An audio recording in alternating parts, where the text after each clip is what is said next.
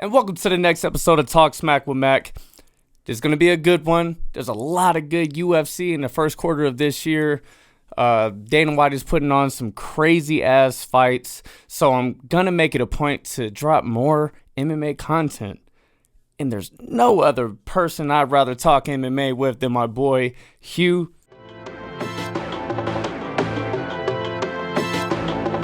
Are you ready? Let's talk smack. Thanks for coming on. Appreciate you, man. The camera angle is going to be a little bit different this time, guys. We're going to get the backdrop. You're going to be looking at us from the side because we are watching the TV up top. So you're going to hear us react to some of these little prelim fights and stuff like that. And we're just going to be talking our shit, talking, that good MMA life shit. But how you doing, dog? I'm doing good, man. How are you? I cannot complain. I really appreciate you getting on. You're a badass dude. If you want to change a little bit, and like if we're talking to each other right here, feel more than welcome to swing that mic around. No, I should be good. Yeah. But how you been? I'm good, man. Just Yeah. living that life. Living that life. Hey, Hieu really lives that life, man. You do Jiu Jitsu, right? Yes, sir. How long have you been doing it for? Over a year at this gym right now. Yeah. When you first got on the pod, you were just starting off. Yeah. I was starting off with this gym. Yeah, you were there for like a handful of months. Prior gyms, how much experience do you have with? In total, about like 2.5 years. So Okay. I trained in Hawaii, and then I fully committed here with this gym for about a year now. Yeah. Solid year. Okay. Yeah. All right, yeah, man, that's cool. You got a tournament coming up, right? Yes. Well, it's an in-house. It's supposed to be like an in-house tournament kind of thing.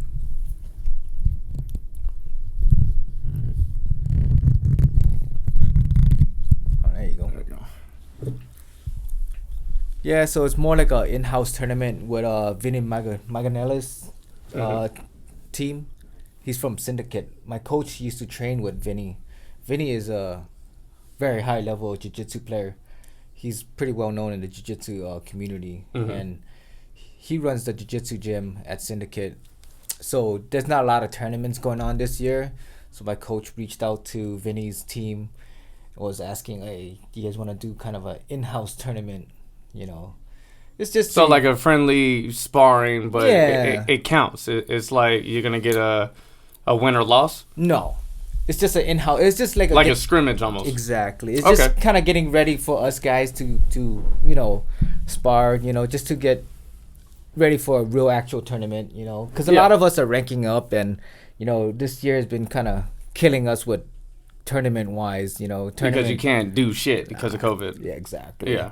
So my coach is like eager to get us out there and get our feet wet and kind of hit it on again. Yeah. So when the tournament comes, we're ready for it. So yeah, it's a good thing. So I'm kind of in the process of cutting weight, but I know we were talking about it a little bit before, but I'll kind of come back to what we were discussing prior. Tell us about your weight, the weight cut journey. You mentioned that you kind of like to get to your ideal weight a little bit prior, about 3 weeks out. yeah. So I usually walk around 140, 145. I try to hit like 135 like within 2 to 3 weeks out, just so I can walk around that weight. It makes me feel better, health wise. So that way a week comes, I don't have to rush and cut that weight. Yeah, and kind of like exhaust yourself. Yeah. So by the time the tournament comes, you can't even really do anything. Yeah, because I would go in there and I'll be hydrated, and I'm gonna be sitting at 135. Mm-hmm. I'm 135 and a half right now. Yeah. So by that time I lose 5 pounds. That's like water weight. Mm-hmm. Exactly. That's water weight. You lose that damn near at the gym if you go hard enough. I just run around. I lose that water weight. I piss myself and Yeah, take a shit. You almost be there. yeah. Okay. So can you kind of elaborate on the scrimmage in-house tournament type thing? What exactly is it? Is it like a bracket or something? A all-time winner, or is it like one-on-one matchups between people? So it's kind of like almost like a tournament setting. You go from color belts to white belts, and then your weight. So if you're gonna be like a 135, 140 pound white belt or a blue belt, whatever belt, he's gonna put you in there, you know. And if, let's say, a blue belt he just got his blue belt, and you're a 1 stripe, 3 stripe white belt, you're comfortable with going against a blue belt, then coach say he thinks you're ready, you can go against a blue belt. Okay, say you get in there and somehow a white belt beats a blue belt. What happens? Nothing. Fucking tuck your head in your ass and run. No, I'm just but I guess just more like shit talking rights for the white belt. Like, hey man, good job, you're doing fucking great. It's bragging rights. Yeah, because I'm sure different belts are gonna beat higher level belts. You can't be your best day every single day. Well, there's levels to it. Yeah. So yeah, no white belt is tapping out a black belt ever. I'm assuming. It doesn't happen, no. Yeah. You shouldn't be. I mean, that's unless he's playing around or she's playing around. Yeah, that's 1 in a billion chance that a white belt's gonna tap out a black belt. Yeah. Unless like that white belt's lying. He's like actually a. Yeah, I've never done this before. The homie has like 25 years of experience. No, you shouldn't be a black belt. A white belt be tapping your ass out. If that's the case, whoever that black belt is, I'm leaving that gym. I'm gonna be guessing like, hey man, how you getting these stripes, man? Who is validating this shit?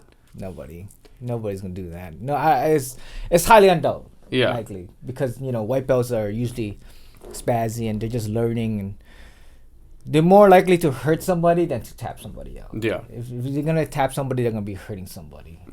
Overdoing it. Yeah, extending too much and stuff like that. Yeah, us, the white belt, we get like spazzy when you first get into it. They kind of like get excited and they don't know their own strength. They don't know how to get out and get into a submission and then try to yank when you're not supposed to yank and shit like that. Yeah, that totally makes sense, man.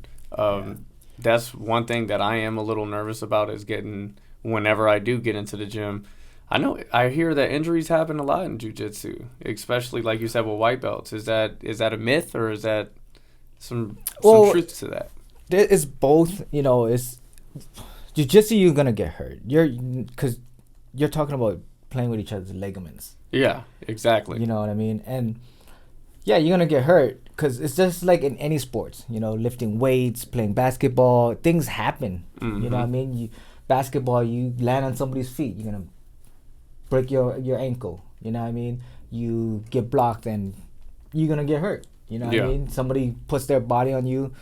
So jiu-jitsu, when you're pulling, like, that's funny you said that because just recently I was rolling my homie Colt. He was trying to do a knee slicer on me, and I was like, nah, that's not happening. And so I pulled my leg over. I tried to knee slice him, and then all of a sudden we're both pulling, and his knee snapped. It went, oh shit! I felt so fucking bad because he was so close to tapping me out, but I was kind of like hard-headed, and I was like, nah, this is not happening, Yeah. So I kind of reached over to his knee, and I kind of pulled it towards me, and I put him into a knee slicer, and it just snapped, man. And I felt really bad, but I talked to him, and like I check up on him. I keep apologizing. He's like, dude, stop. It happens. It happens. It's just a game. Now man. You said his knee popped. What was the severity of it? I think it was a ligament. It's a torn ligament. So, or something was. I think it was a ligament. It was torn or something. So he's gonna have to have like surgery and stuff. Like ACL, LCL type shit, or like tendon. Okay. It's just a tendon tear. See, man, the way my health insurance is set up. That's the game, man. Yeah, man. But so again, that's just because we're both very alpha. You're gonna have a lot of alpha guys in there. We're fucking trying to rip each other apart. Mm-hmm. I mean, not like trying to kill each other, but you're going hard, and it's live you rolling. Win. Yeah, you want to tap your ego gets in the way, and we don't have an ego where it's like, but it's kind of like, well, I'm not gonna tap because it's not hurting me, Mm-hmm. But and then you kind of like take it too far sometimes, and then your body, you don't know if your body's gonna give out or not, and it just happens, man. Like I'm always taped up when I go in there, I have bad knees, bad shoulders, but it is what it is, man. It's if you have the love for it, the passion for it, you're like, fuck it. But people do this for decades. Yeah. So in my eyes, if you're doing this for decades, then you could be healthy doing it. Of course. So I think it's just a matter of being true to yourself a little bit. Yeah. Don't and dropping your ego. That's huge too. Yeah. If a guy is gonna break your fucking arm and you're not tapping, this guy doesn't know how close your arm is to popping. You do. Oh, I tap all the time. Oh man, I would be in that bitch tapping quick. I think in my head I'll be like, hey man, your health insurance. Yeah, I mean, you're there to learn the moves and position and stuff like that. And if you're not getting paid for it, don't overdo it. You say that, but once you get in there, and your competitive spirit comes out, and you're like, hey, this motherfucker is not getting me today. Yeah. Johnny done got me 3 times last week. I'm fucking getting his ass. I know. I'm especially talking, I know you. Yeah. You're very competitive yourself. So it's like when we work out, it's like, shit, I'm not gonna let this guy beat me. You know what I mean? Exactly. So it's like that, but you kind of like. It's not very often. That's why I say it's a yes and a no kind of answer to that. Jiu-jitsu getting hurt. It's like any other sport. You get hurt all the time. You know what I mean? It just happens. You don't know when your body is gonna give out. Sometimes you don't give yourself enough time to heal. Yeah. I get hurt all the time at the gym, and I'm like, nah, I'm gonna stay home, but I end up at the gym. Yep, because that competitive spirit comes out, and it's like, man, if I don't go to the gym today, I'm just not gonna feel right. Yeah. I need to work out. I need to put my body through punishment on a day-to-day basis. Yeah. Because this motherfucker has to adapt and overcome this shit. Right. I don't know, man. A reason why I love, martial arts and, lifting weights and health and fitness and shit like that is because it's hard. Every day is a challenge. I want to eat the cheeseburger every single time. I wanted to eat 3 of them burritos you just seen me eat. Yeah. That shit was delicious. But I understand you can't do that. Yeah. So now you're challenging your mind. I don't like to live that comfort lifestyle like you were mentioning before. Yeah. People like to be comfort, and it's okay if people like to live like that. Oh yeah, totally. Live your life. If you're happy and you're comfortable, fuck yeah, do your thing. But that's just not for me. Yeah, I know that. So that's why I like working out with you. And I like your mindset. So. That's why I really want to get into the gym with you now, man. I'm not going to say... I think overall, I might be the best I've ever been.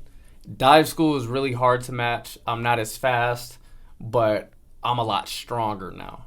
My mind is a lot more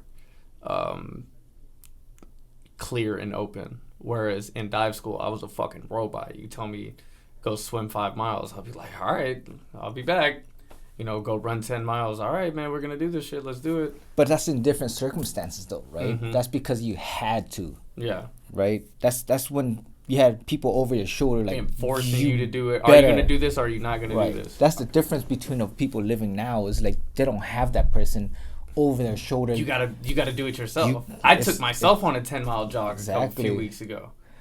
Just because. Exactly. I was like, I school starts in like an hour and a half. I'm gonna go. I could do this. Yeah.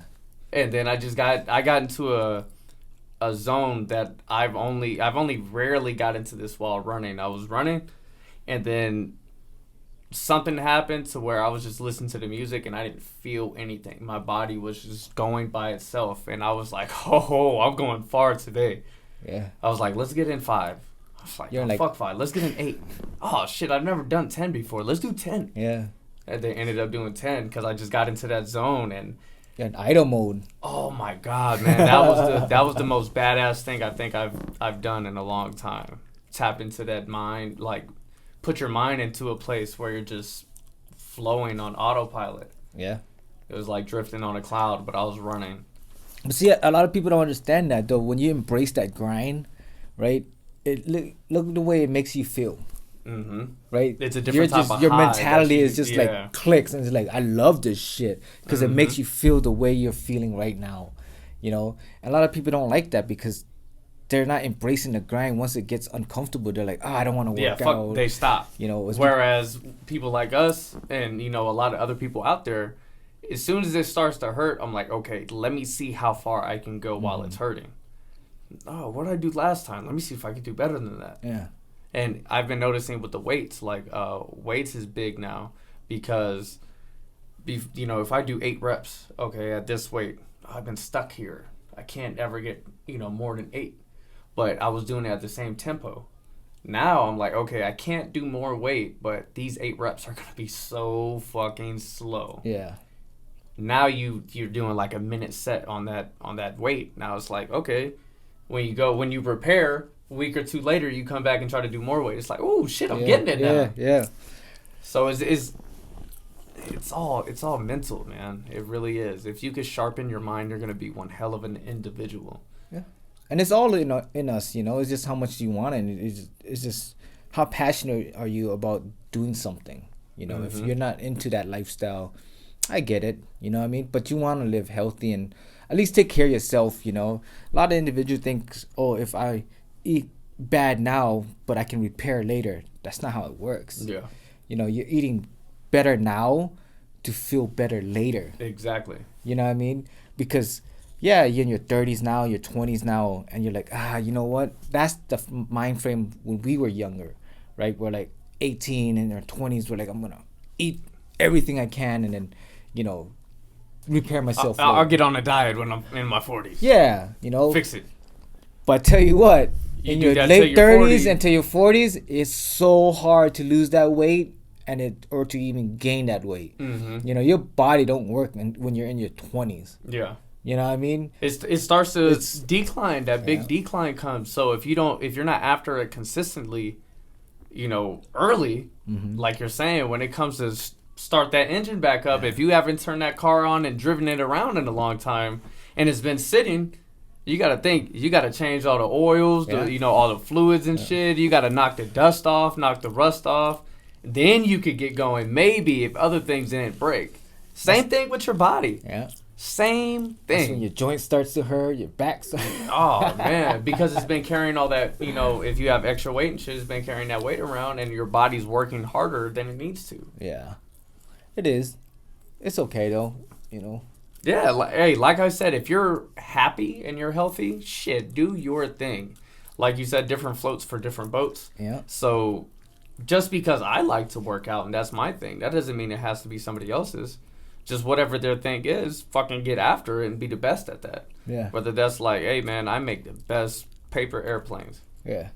You better make them badass paper airplanes. I've tried to, help a lot of people work out. A lot of people ask me, hey, can I work out with you? Like how me and you worked out, right? Mm-hmm. And, a lot of them fall off. And it's like, I never get to have, a solid person to train because I would work them out and then, they would never come back. Mm-hmm. I'm like, am I doing something wrong? Am I a bad trainer or am I pushing them too hard? And I'm like, you know what? It's not me. I realize it. I sit back and I'm like, am I doing something wrong that they're not coming back? I'm like, it's just not built in some people. Yeah, exactly. It's just not for some people. Because how I work out. Yeah. I've worked out with you. I was going to say, you take it to the max. It's because you do everything inconveniently. You're like, hey, man, you want to work out? I'll be there at 5:30 in the morning. And we're going to go hard as fuck at 5:30 in the morning. Not everybody wants to wake up at 4:45 to go to the gym. You got to really want that shit. Yeah. Especially if you're doing it for a life journey, your life goals and shit like that. 4:45 and you don't have to? It's different. Yes, man. There's a reason why I set things like that. Because it's hard. It keeps you on your toes. I said it like that, right? It's because if I can get you committed to coming at that time, we got something. Mm-hmm. So if I can get you into the gym at 5:45, I'm not gonna push you hard. If you can make it at 5:45 consistently, I'm gonna have you do a diet thing after that. Mm-hmm. Eating. That's why I've talked to you about eating, right? Mm-hmm. And then, because eating is gonna be the hardest part. 100%. Anybody can pick up a weight. Anybody can go out of the house and run. Yeah. That's easy. Mm-hmm. You know what I mean? You can walk around for you know what I mean? But when you go to your friend's house and you're hanging out and they have beers and they have chips and ranch and burgers and all this other shit. Like I wanted that burrito. But yeah. I'm not gonna have that burrito. See, I had that burrito. As soon as we're done with this podcast, I have a workout, and then I go to the gym afterwards too. So I'm like, Yeah. I can't have that burrito. Yeah. I drank egg whites this morning with asparagus, so I could eat that fucking burrito. Yeah. Now a lot of people think like, oh, if I go on diet, I gotta eat all salad and just nah, man. It's honestly dieting. A lot of people look at it as like I have to eat salad. Yeah, you do eat salad and all that stuff. You gotta eat vegetables. Eat your greens. your intake. They you know? misconstrued that you, like you're saying, got to eat just salad and just not that many calories and shit like that. But they're so deficient in everything. Yeah. They like the protein. They like their carbs. They Yeah. like their fats. Their calories are low, so they just feel sick all day long. And then they're like, man, fuck this. I'm going to binge eat now Yep. because I just feel like shit. Yeah. You got to really think about this shit, and you got to start it slowly. And if you're serious about losing weight or getting healthy or anything, you got to have a game plan. If you go into anything without a plan, it's just wishful thinking now. Yeah. No, don't get me wrong. My eating plan is not the perfect. I'm not sitting here, I'm like, I'm the healthiest person in the world. No. But you've been consistent since I've known you, and I've known you damn near 10 years. Yeah. I have a game plan going in, and I since I work out very, very hard, I go hard all the time at the gym. Don't get me wrong. I sit there and I have a pizza with my wife. I call my wife. I don't feel like cooking. I'm like, hey, let's get pizza. You know what I mean? We'll have pizza. We have friends coming in. We're going to go out and we're going to go eat. Does that mean that I do it every day though? No. You know what I mean? I keep on this diet is because I can have days like this.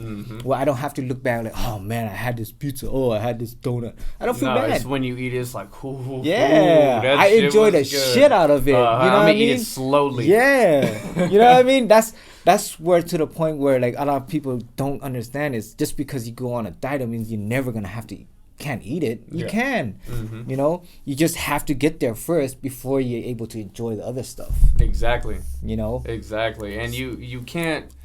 I feel like some people rush the process. Yeah. If you've been eating like straight shit for 15 years, don't expect all of 15 years worth of eating to come off in a month or two. Yeah. It takes time. Yeah. And if you want to look like a fucking Greek god, you got to put in Greek god work. I'm learning that too. I'm trying to look like a Greek god. It's just taking me time. You know what I'm saying? But no, I like how you mentioned the hard work was the diet, because that's everything. Yeah. Everything. My diet, man, is the best it's ever been, hands down, in my life. Consistently for the last 7 months, I've fucking just been good, right? Now I'm eating like 2 to 4 cups of vegetables a day. I've never done that before because I found a way that works for me. I blend that shit up and I drink it. Yeah. Straight up, man. I fucking hate asparagus. I hate broccoli. I hate kale and spinach and all this fucking nasty shit. Give me the burger. I want the burger. But no, I take that shit up and I blend it up and I drink it. I get it done fast. I get it done quick, and I don't have to worry about it. I blend that shit up. I drink it, and then I enjoy the shit I like. Oh, yeah. I eat some rice. You should look into super greens. Oh, man. Joe Rogan talks about it all the time. My wife loves that shit. Yeah, I have vegan green and reds right now, and I like that, but I wanted to try athletic greens next.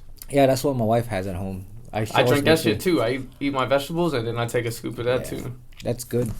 That's good stuff. It's nasty, but yeah, it's nasty as hell. But fuck it, man. Just get it down. It's for your health, and it's so fast. It's like just it's like having a cup of water. Yeah, chug that shit. Plug your nose. You have to. Hey, man, it's not for everybody. No, it's not. My main go-to meal every single morning is bland oatmeal, egg whites, and a vegetable, so like asparagus or kale. I just blend it up and I drink it every single day. Maybe I'll do that 2 times if I don't want to cook, and that my results have been astronomical doing that. So do you do you have like a eating schedule, or you just kind of like have that breakfast, lunch, and dinner kind of? No, I eat like 5 times a day, or try to shoot for 5. Oh, okay. I try to get 2 meals in before noon. I like to wake up in the morning. I wake up 6:30. I drink a cup of black coffee. I try to fast for like the first like 2 or 3 hours, and then I try to get 2 meals in before noon. If I can get 2 in before noon, that's going to set me up to get another 3 before I go to bed around like 9:30. So that's what I shoot for, 2 before noon. And if I'm running late, shoot a protein snack, protein bar down, or take a protein shake, eat a banana, shit like that. Try to get a carb in and a protein, or a good healthy fat and a protein. Is out of intermittent fasting? I did that for a long time. I love it. Yeah. I did the 16 hours. 16-8, yeah. And that was cool for me, like 11 to 7. Really worked for me. Trying to get 5 in from 11 to 7 is really fucking hard, though. Yeah, you gotta wean yourself into that. I need to do some smaller portions, and then I'll be able to get 5. But like, especially with bulking, it's damn near impossible for me to get 5 in 8 hours. Oh yeah, but you shouldn't be intermittent fasting if you're kind of bulking, because you want to get as much calories. But you're like burning fat and yeah, putting on muscle at the same time. It's with just intermittent that shit. fasting. Yeah, it's hard to bulk and to do that. Yeah. But I've looked into a lot of things. I was interested in OMAD, but I just, contrary to what everybody think about me, I can't eat a lot, man. Like, I don't have a big appetite. My metabolism is crazy right now because I do eat at least 4 meals a day. And if you do that shit long enough, your metabolism is going to shoot up. It's going to start going crazy. But I can't, like, for OMAD to eat 2,000, 2,500 calories at once. No, man, that would make me just feel sick and want to vomit. I'm more of a snacker kind of thing.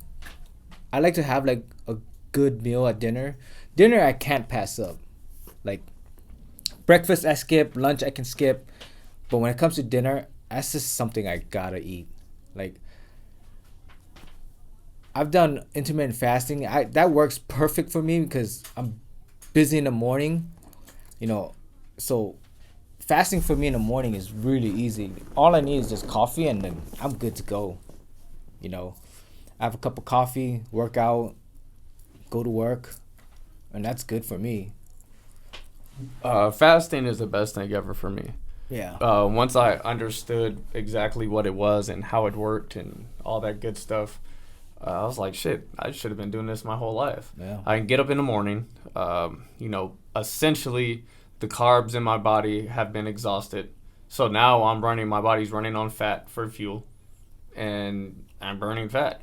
I don't like to eat right when I wake up. Okay. Yeah. Fucking don't eat for a few hours. Drink some black coffee, speed that shit up. Yeah. It helps me with my bowels and shit like that. And I don't know, man. I'm very on schedule with my diet, with what I eat. Man, I shit at the same time. I'm very me too. on point right now. And if you have your diet like that, it kind of helps you with all the other health aspects in life. Because, like, say your bowel movement, you do it at the same time every day. If it's irregular, it's irregular for a reason. You haven't changed anything in your life. So if that switches up, could be a signal. Yeah. And it goes much more beyond that to a deeper extent. Or that's how I know when my dieting is off.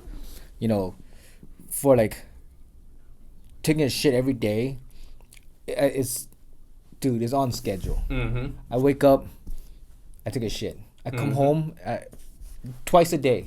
If I'm doing more than that, I'm shitting more than twice a day. That's when I know my diet's going on. I'm serious. You're like, I ate a little bit more. I fucked up. Or it depends what I'm eating, Then I'm like, okay, you eating something fucked up, you know what I mean? Because I've been like that for like, forever now, Like, ever since I'm like really in shape, it's like, I know if something's wrong, if I'm shitting twice a day, I'm good. Yeah. But I'm doing more than that, I'm like, something's off. I ate something messed up, man. Or like if there's certain food that messes me up, Or like if eating like ramen or something like that, ooh, that fucks my ass up. Like that shit, dude. Hey, the people listening on the podcast I'm like, sorry. man, they've been talking about taking the shit for like 10 minutes. I'm sorry. What's going on? But that's part of my diet, you know what I mean? Hey, everybody's going to hit me know. up. They're going to be like, hey, Levi, man, the podcast is great with, Hieu and Hieu. Too much you guys shit are talking a lot of stuff, but you guys are just talking too much shit, man. I didn't really like it. That's what the podcast is about. Talk shit. smack with Mac. We talk all the good shit, baby. all different types. All right, man. Let's flip it a little bit. I want to talk some UFC, bro. Let's talk. I'm really big into this.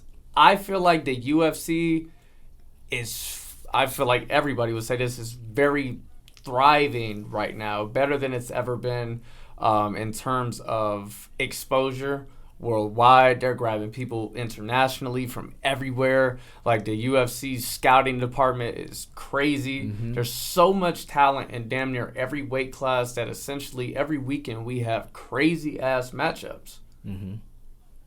What are some of the fights in the first quarter of this year that caught your eye, were absolutely outstanding, or some other ones that are coming up that you can't wait for?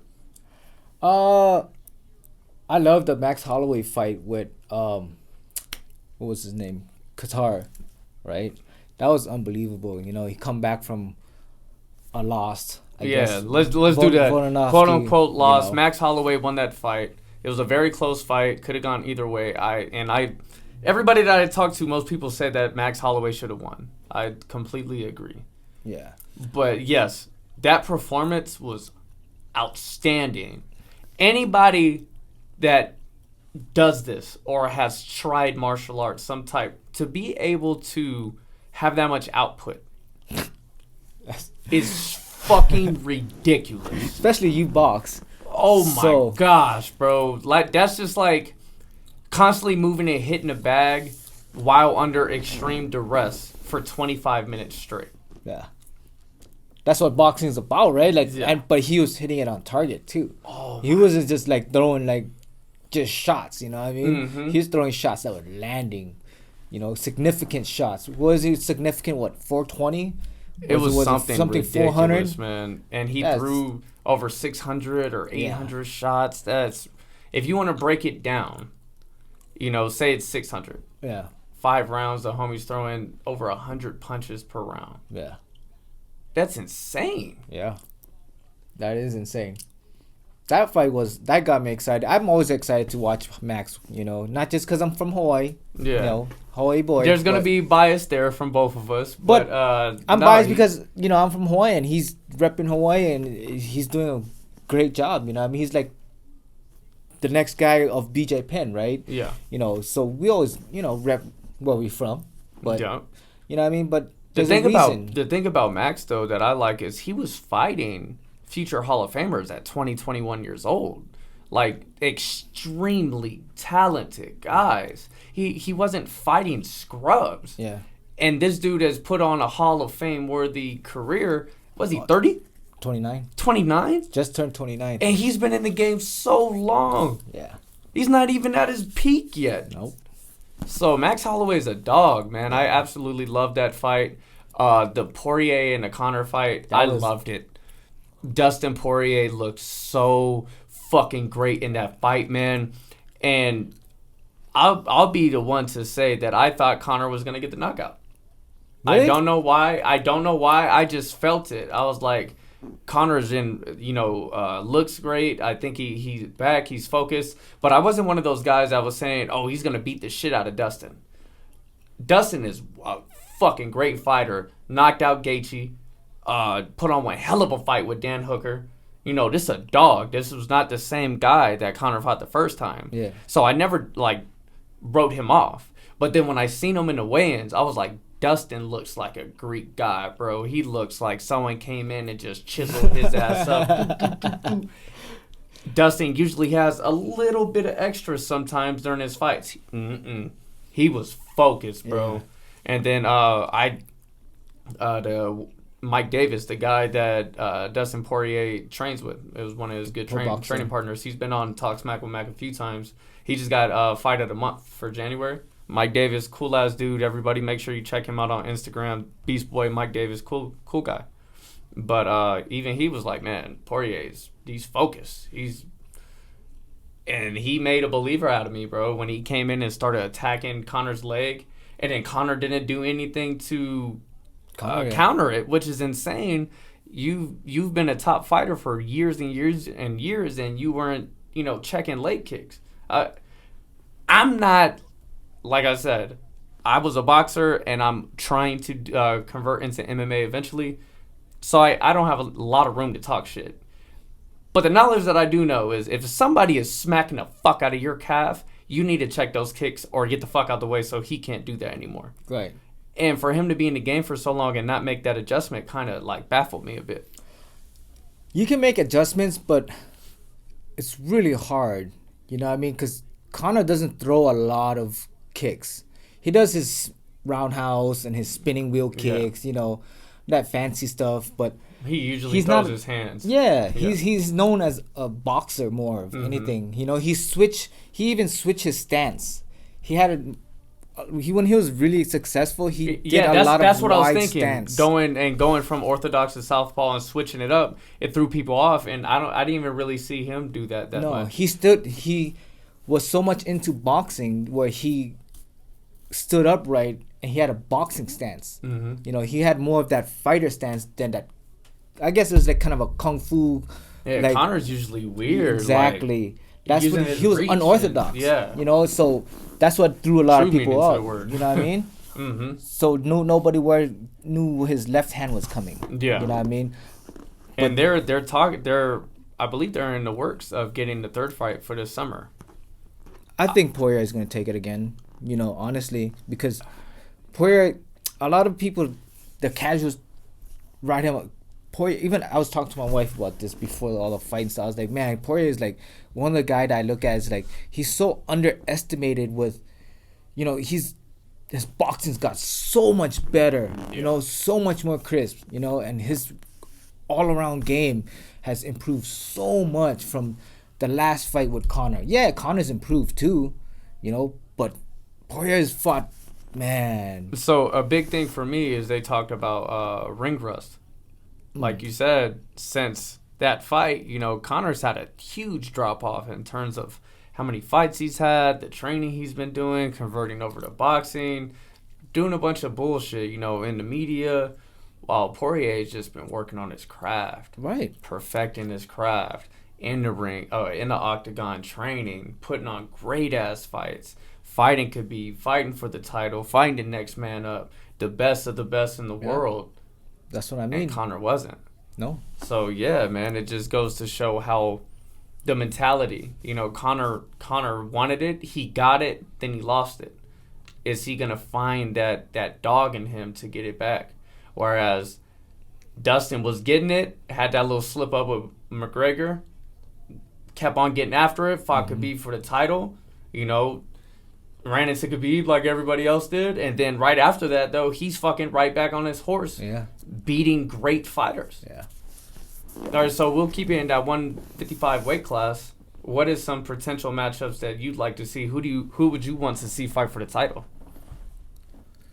Man, there's so much guys right now. I honestly don't know.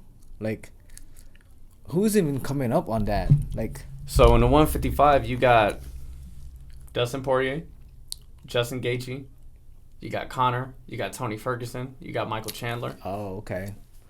You got Dan Hooker, you got Charles Oliveira. Man, I like to see Charles Oliveira fight. He's Michael Chandler. Yeah, that's a good fight. That's who I'd like to see next. Is Charles Oliveira. This guy has been great. I think he's on like a 6-fight win streak or some shit, and he deserves a top title shot. And a lot of people think Michael Chandler shouldn't or doesn't deserve it. He came over and then fought Dan Hooker, but he looked fucking, you know, ridiculous when he knocked Dan Hooker out. So it's like, where does he go from here?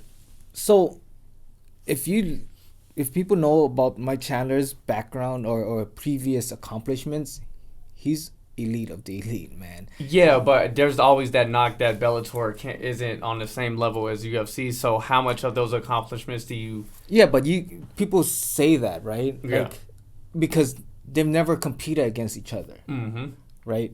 So you can't say, oh, there's not good fighters there.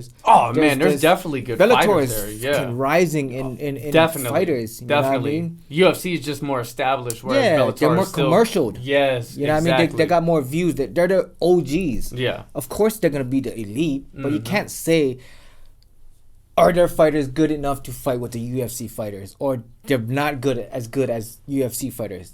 we'll never know until they compete against each other. I would like to see that, man. I would like to see a cross-promotion fight, you know, best of the best, heavyweight versus heavyweight, or, you know, Like welterweight, Bellator- welterweight, etc.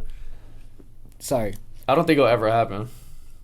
No, but I would like to see it. You know what I mean? Like Patricky Pitbull. You ever heard of him? Mm-hmm. He's a fucking dog. I want to see him fight, and he beat Michael Chandler. Yeah. I want to see him fight the UFC guys, and I think he would take out a lot of the UFC guys. Oh, I'm sure, man. him and his brother. Yeah, you know? said, those guys aren't getting enough recognition, enough camera time, and I think I need to slide over there and start talking to these Bellator guys. I've had a couple of them. I had John Fitch on the pod. Oh, nice. Yeah, I've had John Fitch, Sam Alvey, Mike Davis, Randy Costa. I've had You had some UFC guys too. yeah, huh? I've had like 5 or 6 UFC guys, and then John Fitch. So it's getting up there, man. Talk Smack with Mac has been pretty good in the Blowing first three quarters of a year. I'll be coming up on a year in June. Yeah. Is when I started dropping. I know. I was here in the summertime. Mm-hmm. Yeah, you came in August, man. Hieu was here when I think I just had the mama symbol, nothing on the walls, no TV up, and just these pads, I think. It's moving up on life. Yeah, man, I'm trying to do big things. Nah. Man, so how do you feel about Kamaru Usman and the win that he just got over at Gilbert Burns? I like that fight. That was a good fight. It showed a lot of grits on Kamaru, you know. It showed how fucking great that dude is. I think when he said, put some respect on my name, I was like, shit, I think that might be me a little bit. I never knocked him for his greatness. I did knock him for he could be a little boring at times. Maybe because he is so dominant that it looks boring because you're just absolutely taking people out of fights. But when he fought Kobe, I was like, oh my God, bro, this dude is throwing hands. But then now, when he just was standing with Gilbert Burns, his striking looked even better. Way better, man. So it's like, what the fuck? How much better is this guy going to get? No, I thought that fight with Kobe was like, fuck. I was impressed when he fought with Kobe and he stood up.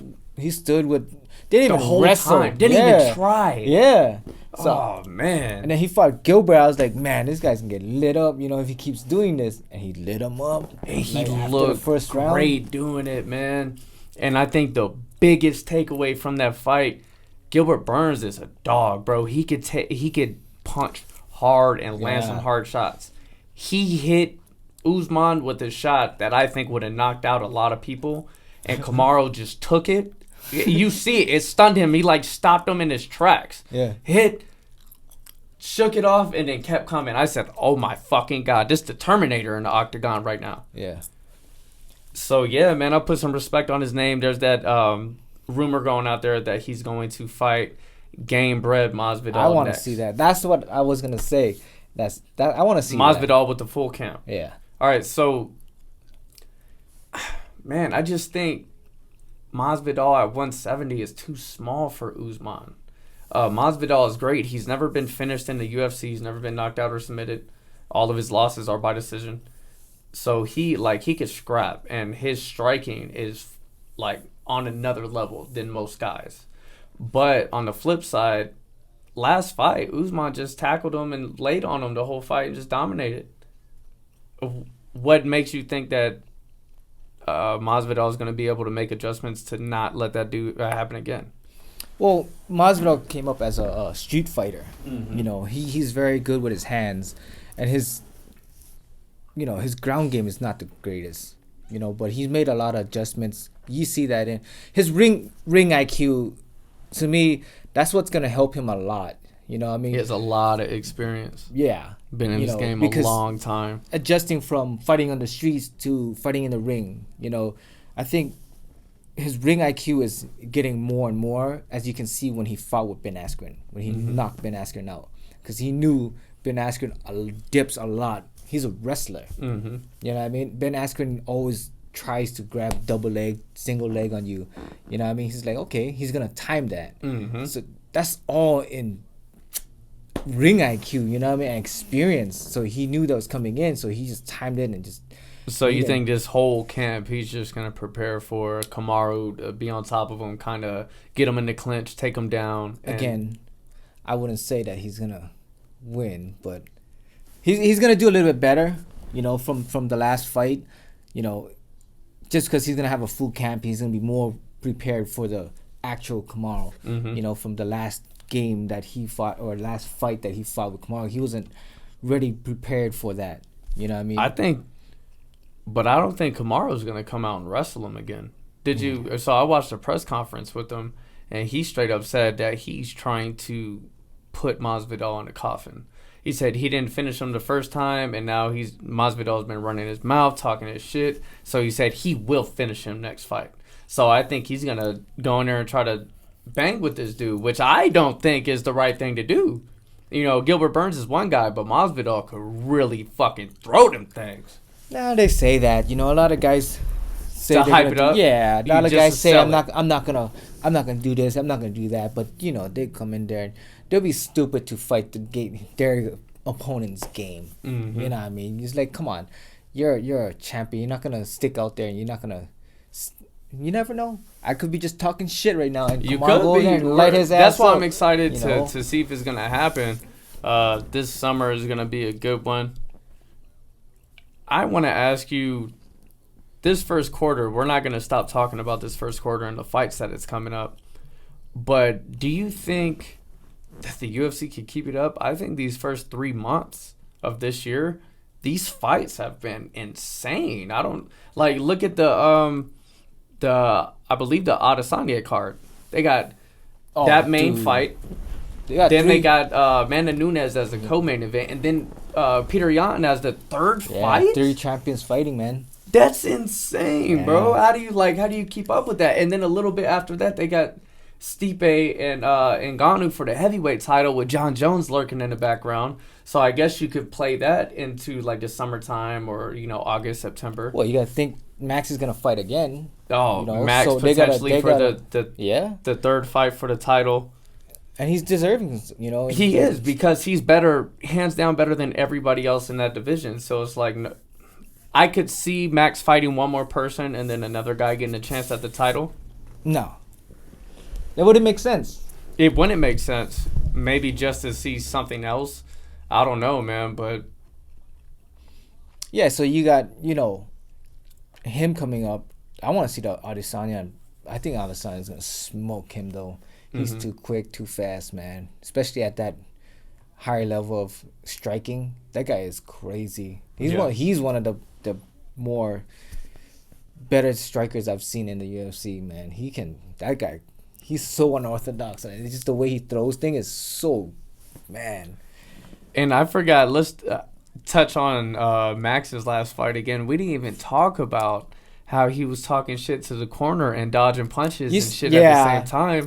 Talking about, I'm the best boxer in the UFC. And just dipping and slipping. And, that was ridiculous. Yeah. This dude's confidence and happiness in the octagon is on another level. Yeah. That's one thing that I absolutely love about Max Holloway is that he's probably one of the most humble guys in the UFC. Win, loss, it's always, I'm very professional, I'm very happy, and I'm very thankful, no matter what. And it's such a learning experience every time watching him and watching his UFC and how he handles losses. I kind of would like to incorporate losses like that myself. The way he can handle adversity and handle with setbacks in his life is fucking great. Yeah.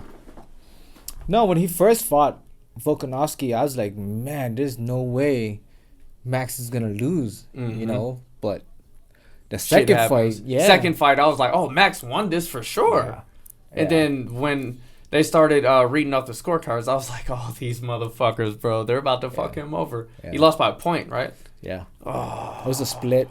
I think it was a split. And they were fighting in on his turf, I think. If I'm correct, Volkanovski's turf. Where was the fight at? I forget. I think Australia. Yeah. I think somewhere in Australia. I could be wrong. So there's even more to it. Nah, I mean, it was very close. It was a close fight. It was a good fight. I think what won for him was when he last took him down. in the last round, that kind of like the judge look at that and it's like, see, that's the thing though, with the judge, it's hard, man. These guys don't have no backgrounds of fighting, or they probably study and stuff like that, but it's different. Man. You gotta have like you gotta dip your toes into the water a little bit if you're gonna do something. Yeah, because they don't know. Even if you're on like, let's say Tony Ferguson. See, that's what made the fight so intriguing with Khabib and Ferguson, because Ferguson is total ground player, right? He loves being on his back because he's from Eddie Bravo. He's from 10th Planet. That's what all day. They play that all day, on their back. That's their comfort, That's their bread and butter, And what does Khabib? Is wrestler. So they're total opposite of fucking each other. So it was like, let's see how this is gonna turn out. And then unfortunately, we never got to see Never get to see it. Now it's too late. Yep. You know what I mean? But that was like, if you ask me what fight I always want, that's one fight. True fans of MMA, UFC, everybody always says they wanted to see the Ferguson and it could be fight. I still want to see it, even if Tony lost, because his style makes fight. Yes, and and the style, it's like, okay, they're gonna both stand up and throw hands, which they're both great at. Yeah. But when Khabib takes him down, now he's taking Tony down to a spot that he loves. Exactly. So what's gonna happen? Can he dominate? But it's almost like, man, every single person we have ever said what I just said about Tony in terms of fighting Khabib, it was all the same result. Khabib just totally embarrasses and outclasses every single person he fights. His wrestling is just on a different level. That dude is just, he's different.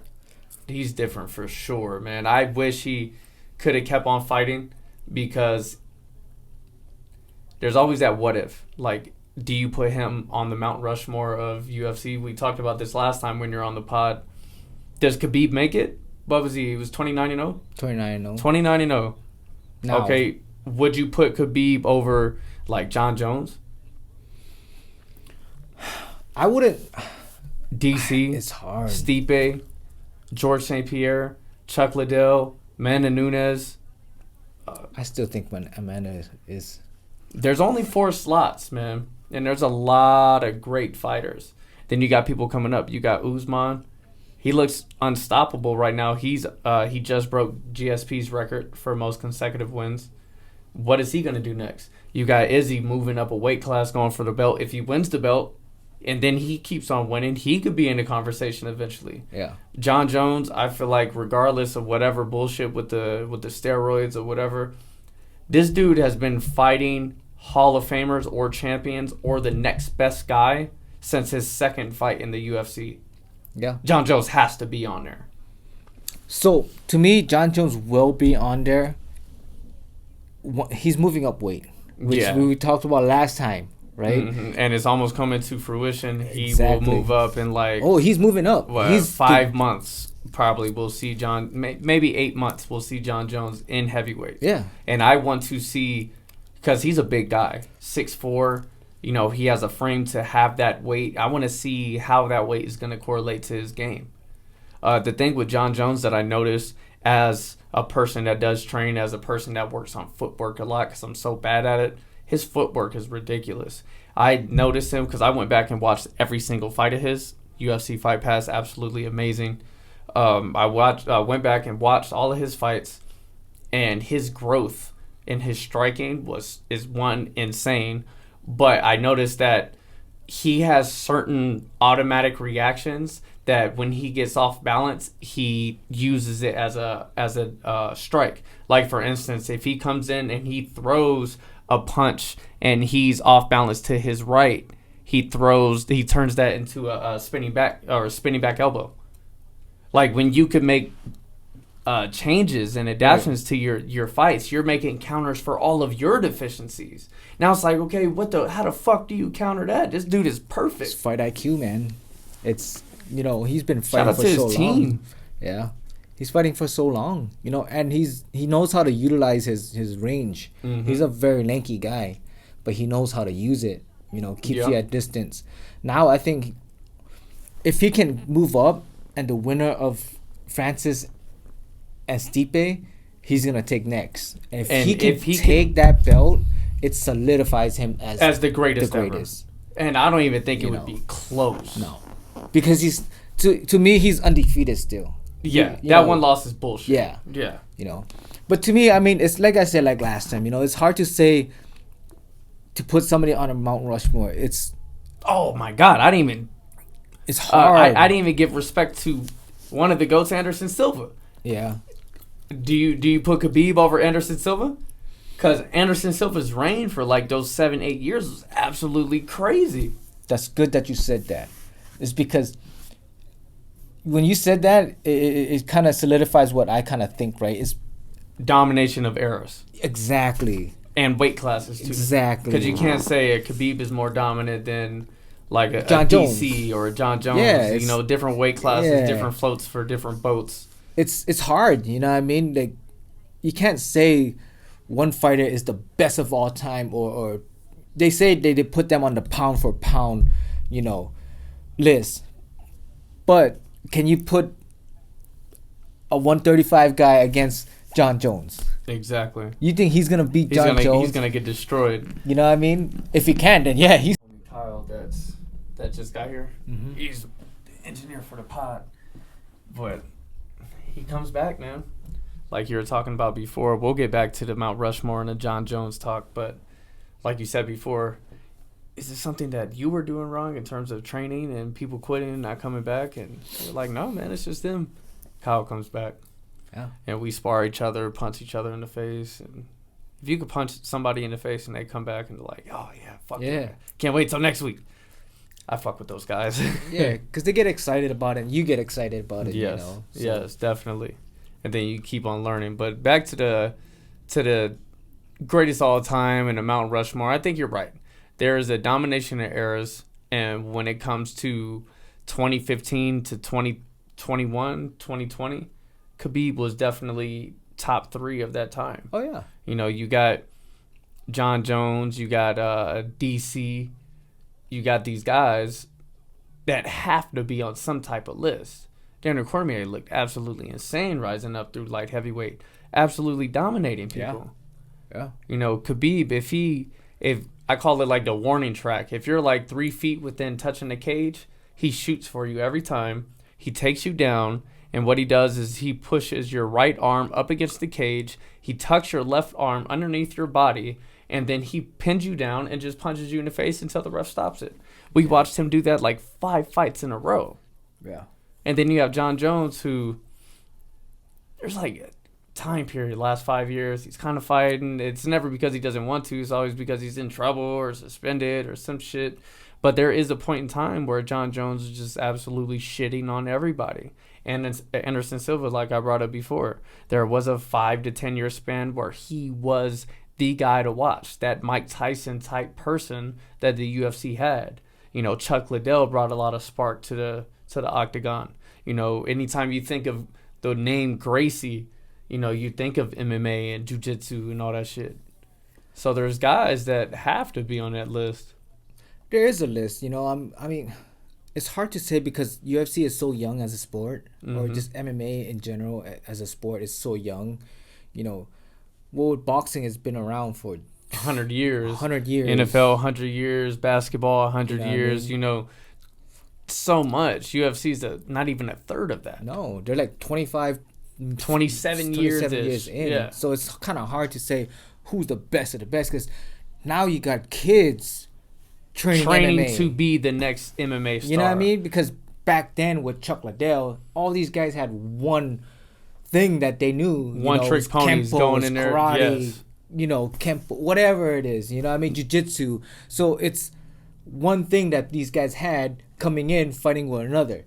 That's what made the sports grew, is because we always talk shit, right? What if a karate guy fought with a taekwondo guy? Who do you think's gonna win? Taekwondo's gonna kick his ass. Exactly. No, kickboxing to beat everybody, and then that's what UFC was. Yeah. But now you have these guys. It's like I know a little bit of everything. Exactly. And if your jiu-jitsu or your wrestling game isn't top notch, you will not make it into UFC. Right. And when we're talking about like if you were a wrestler, you had to be like the guy that won state in high school or was very good in high school or, wrestled collegiately. You have to be that guy. And then it's not like, okay, my striking could be, okay. That shit doesn't fly anymore either. 10 years ago and prior, maybe. But Ben Askren, one hell of a wrestler. He's not in the UFC anymore because his hands weren't good enough. You have to be dominant on a domination on the ground, some type of ground game. And then you have to be able to throw kicks, throw hands, something very good standing up too. Yeah. The talent level is just absolutely bonkers. Yeah. Because I think it plays into account the talent pool. 20 years ago, you had United States, and pretty much that's it. United States, some Brazil, and then, you sprinkle in a guy or two every now and again. You could put on an entire UFC card in China, have only Asian fighters now. Brazil, only Brazilian fighters. European, only European fighters. There's so much talent everywhere now.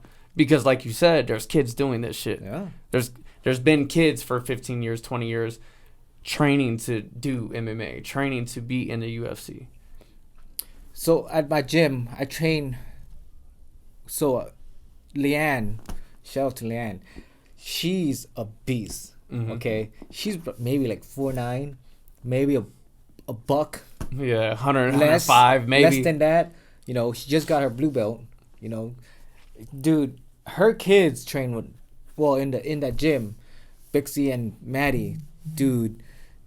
They train MMA, and I was just pointing to the fans, don't trip.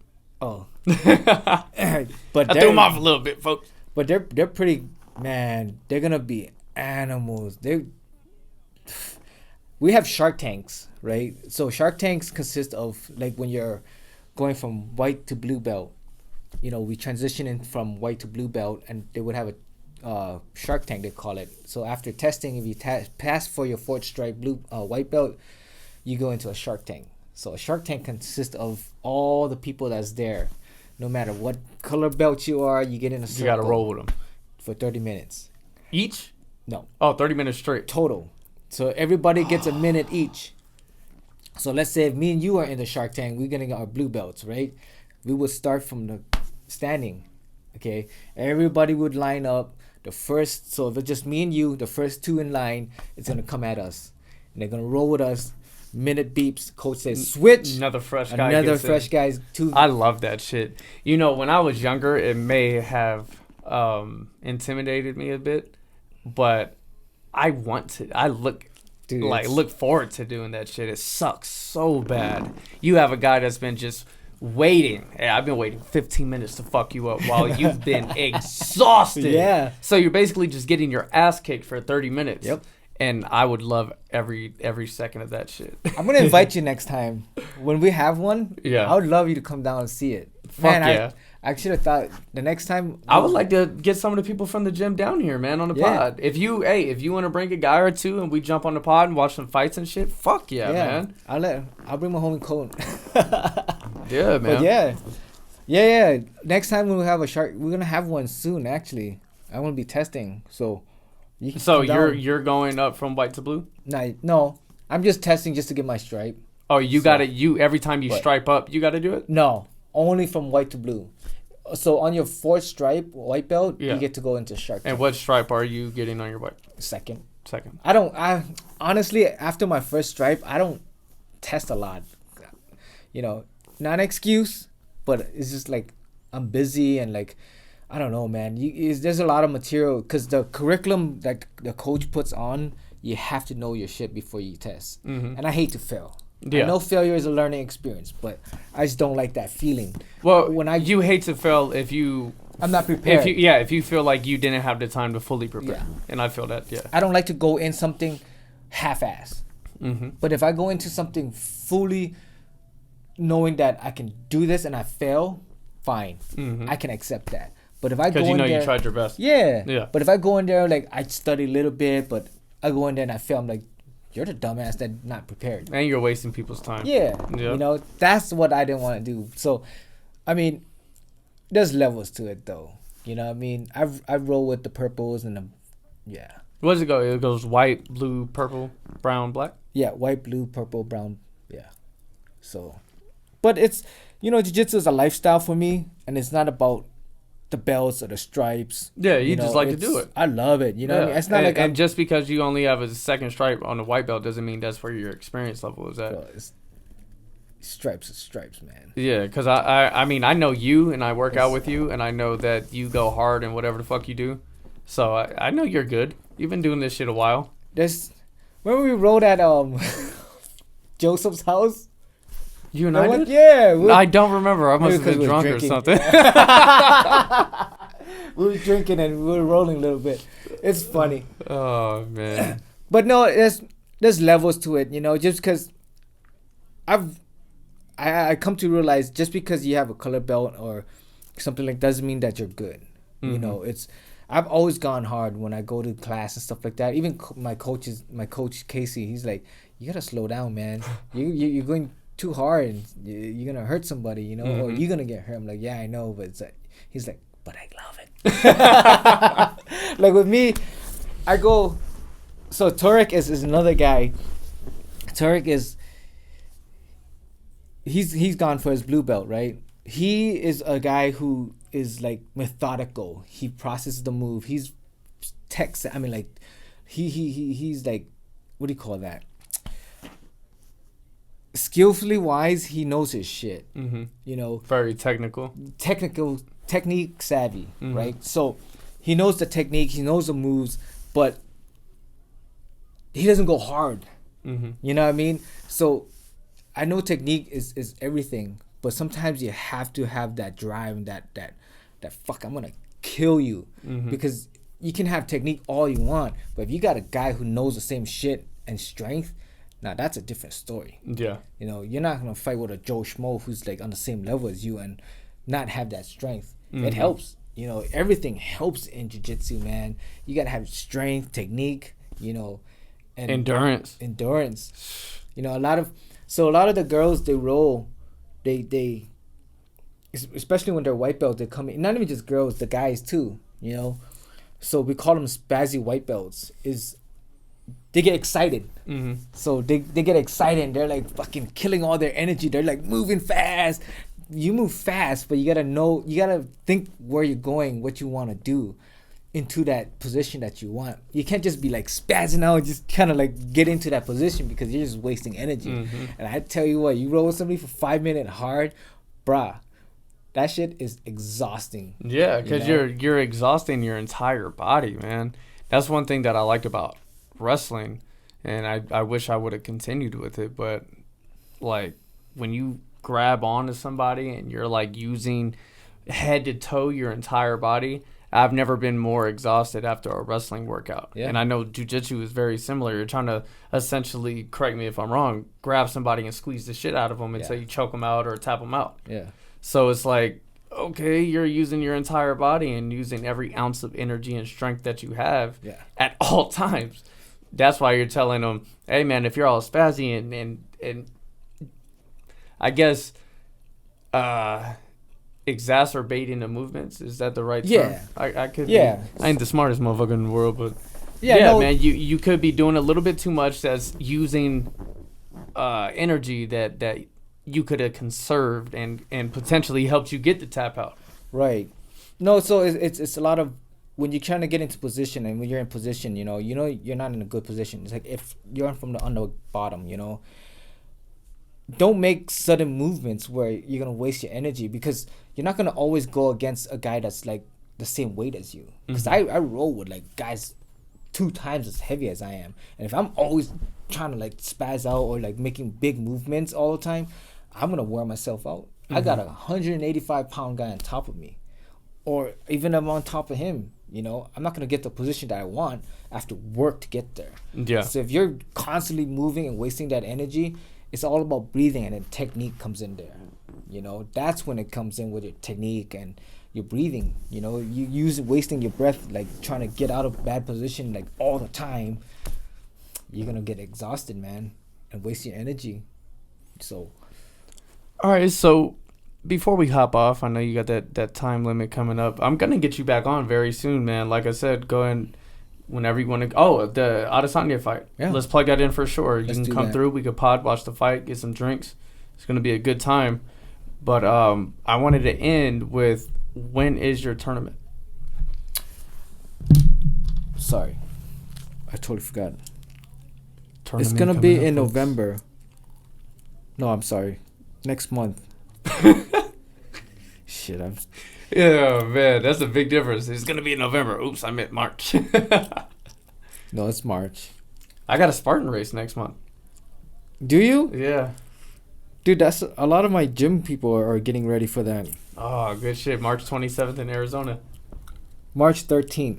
Hey, we're training together, folks. We're both on the cut train. Where's it at? And is it open to the public?